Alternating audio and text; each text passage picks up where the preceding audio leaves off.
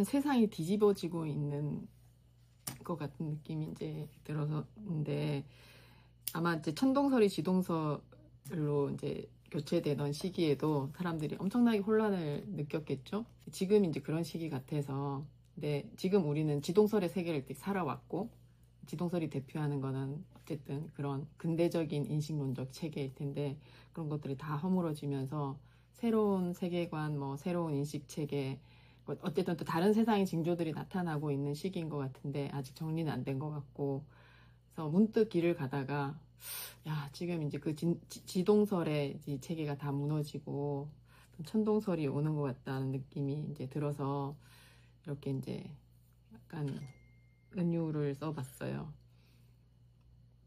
천동설, 지동설 얘기를 조금 더 해보면, 옛날엔 맞았던 것이 지금 틀리고, 그때는 맞고 지금은 틀리다. 뭐 그때는 틀린 것이 지금은 맞고, 맞는 것도 없고 사실은 틀린 것도 없는 이런 이제 사회가 됐고, 그 속에서 무엇이 참된 것이고 무엇이 옳은 것인지를 끈질기게 찾아가려는 시도와 노력도 사실은 부질없는 것이 되어버려서, 그게 뭐가 중요해, 뭐 그럴 수도 있지라고 하는 정도로 사회가 공동의 어떤 이렇게 뭐 지성 또는 실천 이런 것들을 모아서 우리 공동의 어떤 뭐 이 옳음을 만들어내려고 하는, 예, 또는 기존에 우리를 억압했던 그런 이제 원칙들 이런 것들을 부숴 나가면서 새로운 우리들의 기준들을 이제 만들어 나가는 노력 자체가 이렇게 무용한 것은 아닌데, 부질없는 것은 아닌데, 그런 시도조차 다 부정해버리는 시대인 것 같은 생각이 들고요. 이제 저는 어쨌든 교육 매체를 만드는 일을 하고 교육 운동을 오래 해왔으니까 문득 그런 생각이 들더라고요. 저도 이제 강단에도 서왔고, 이런 시기에 교육은 무엇을 할 수 있는지, 그러니까 엊그제까지 맞았던 게 오늘은 이제 아니다라고 하는 것이 되어버리면, 엊그제까지 했던 말이 오늘은 거짓말이 되는 거잖아요. 근데 내가 마주보고 이제 있는 사람들, 교사이면 학생일 것이고, 저는 독자도 될 것이고, 청중도 될 것인데, 그 말에 책임을 지는 사람으로서 글도 쓰고, 어쨌든 뭐 말도 하고 강단에도 서고 해왔는데, 그 말의 값이라고 하는 것이 이제 이렇게 나의 의지와 무관하게 요동치면서 어떤 때는 옳은 말이 갑자기 이제 거짓말이 되고 하는 이런 상황에서, 다른 선생님들은 도대체 어떻게 가르치고 있지?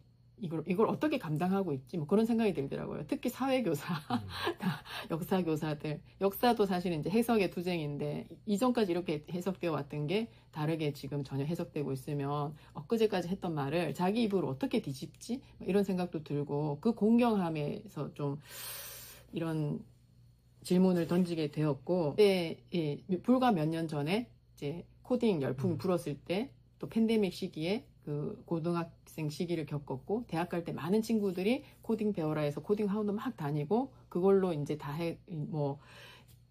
준비해서 제일 많이 이제 또 추천받았던 데가 컴퓨터 공학과고, 그 컴퓨터 공학과를 갔던 이유는 이제 뭐 IT 산업 시대다, 뭐 이제 새로운 정보통신 이런 것들을 해야 되고, 소프트웨어 개발자가 되는 게 지금 제일 유망하다라고 하는 걸 이제 선생님들한테 듣고 갔는데, 그 친구들이 졸업도 하기 전에 컴공 망했다 이런 이제 소리가 들리고, 지금 코딩은 AI에서 거의 다 이제 대체되는 뭐 그런 이제 그 활동이 되었잖아요. 그런 이제 일이 되었는데, 이게 이제 이 분야의 한 사례에 국한된 건 아니란 말이에요. 모든 곳에서 이제 그런 일이 일어나고 있고, 제가 살고 있는 농촌에서도 농민들의 이제 지식과 이 농업에 이제 있어도 이런 일들이 일어나고 있고, 저는 뭐 제가 전공한 인문학 분야에서도 마찬가지. 그냥 인문학이 사라진다 뭐 이런 일들이 아니라 양립할 수 없는 거라고 생각이 들거든요. 인문학적인 어떤 연구나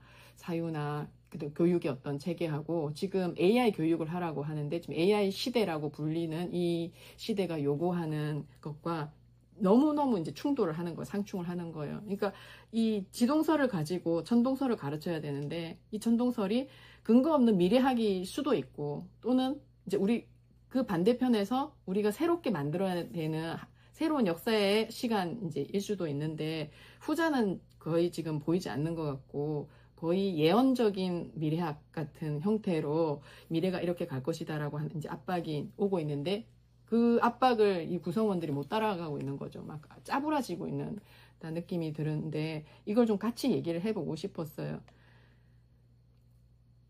우리는 뭘 해야 하고 할 수 있는지.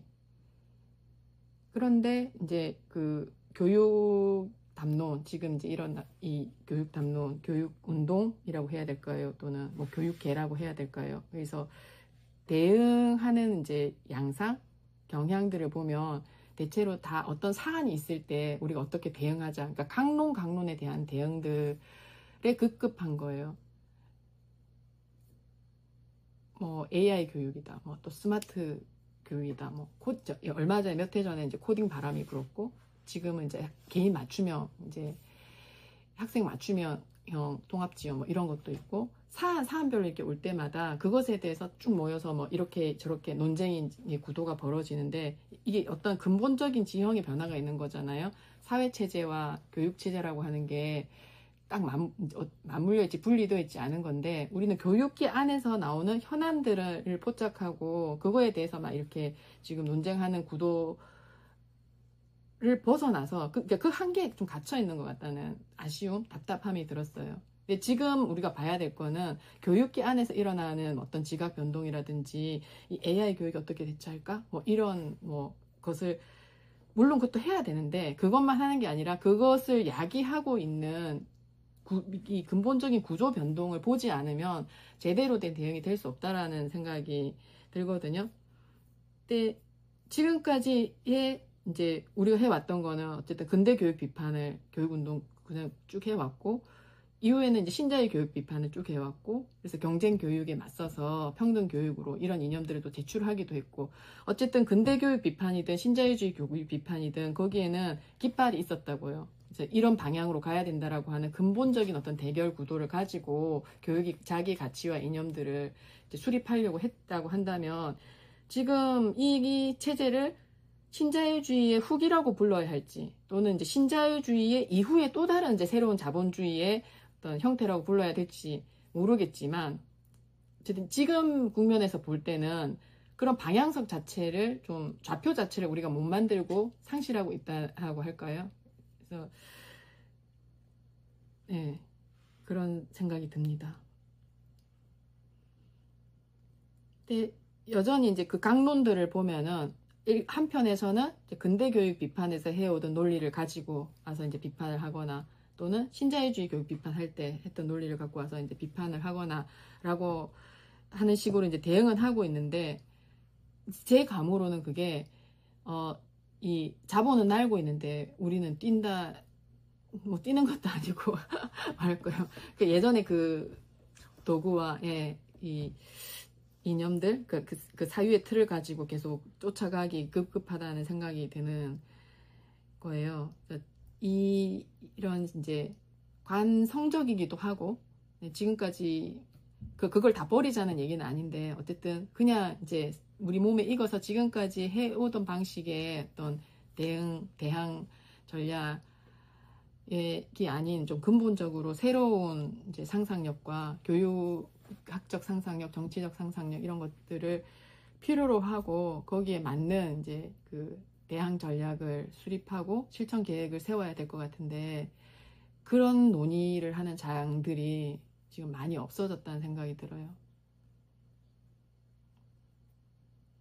그러니까 지금 현재 어쨌든 교육 주체라고 불리는 사람들, 지금 같은 이제 교육 체제 안에서 신음하고 억압당하고 이거 아니라고 생각하고 거기서 충돌을 하고 있는 사람들과 공감할 수 있는 어떤 전면, 이런 것들이 거의 이제 그러니까 유리 분리되는 형태로 교육운동이 나아가고 있고, 사실 교육운동이라고 지금 여기서는 계속 얘기는 하고 있지만, 교육운동이라고 하는 것이 지금 부를 수 있는 것이, 그러니까 변혁운동의 성격을 가진 교육운동이 지금 남아있나? 막 그런 생각조차 이제 들 정도로, 어떤 그 사회운동 중에서도 가장 사실은 많이 사회 체제 내로 흡수되고 포섭된 영역이 이제 교육이 아닌가 싶고, 그만큼 이제 상상력은 더 좁아져 있고, 그 틀을 깨고 나오는 것도 더 힘든 상황이 지금의 상황인 것 같아요. 그러니까 우리가 봉착해 있는 이 상황에 대해서부터 좀 정직하게 직시를 하고, 솔직하게 인정을 하고, 왜 그렇게 됐는지 함께 진단하고, 이걸 어떻게 뚫고 나갈 수 있을 것인지, 어디서 돌파구를 찾을 수 있을 것인지에 대한 논의를 교육운동 안에 있는 주체들이 먼저 반성하면서 좀 시작을 해야 된다고 생각을 합니다. 네.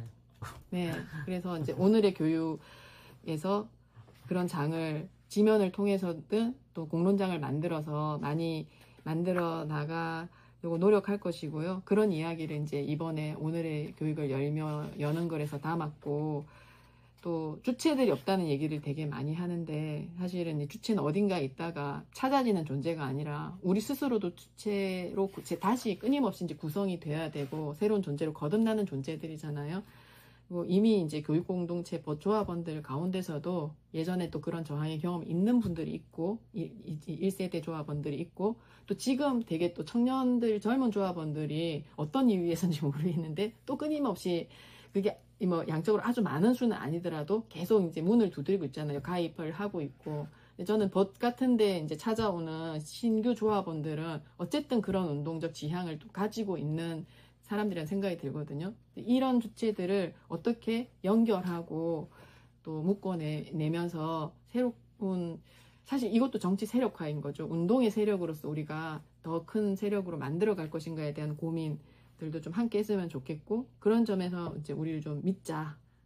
우리에게 우리가 있다. 예, 서로를 발견할 수 있고 또 서로를 새롭게 만들어 나갈 수 있는 우리들이 우리 안에 있다 이미라고 하는 얘기를 또 함께 하고 싶었어요.